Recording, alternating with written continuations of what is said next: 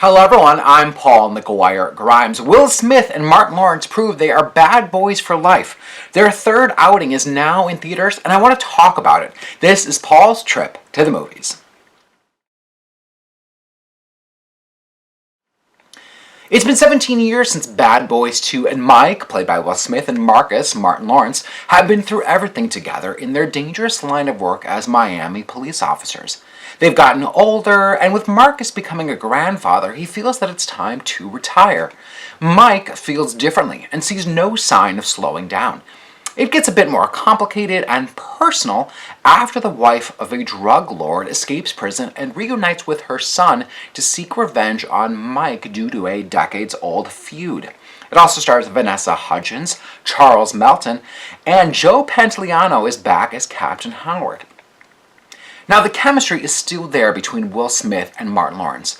Much of this film has to ride on their comedic banter together in the kind of buddy cop style that this is.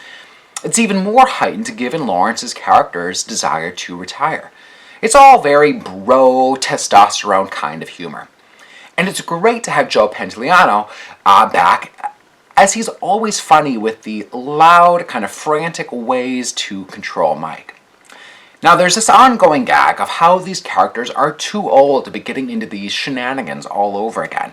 I appreciate that they're at least acknowledging their age and not pretending that they're still in their early 30s when the first two movies came out.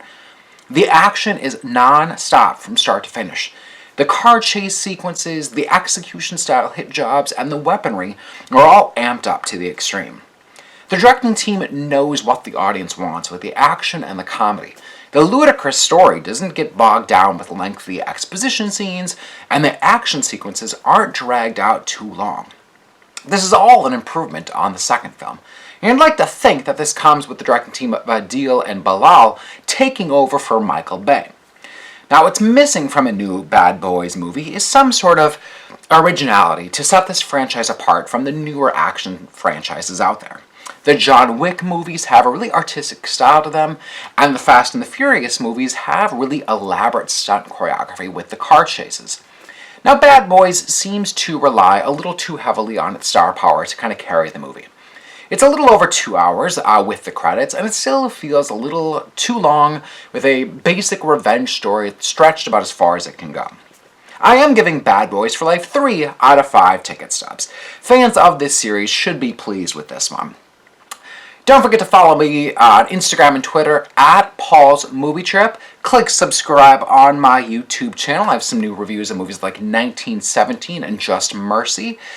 And don't forget to go to my website, paulstriptothemovies.com. I've got all award season coverage going on. It's that time of the year again. So thank you so much for watching my review of Bad Boys for Life. This is Paul's Trip to the Movies.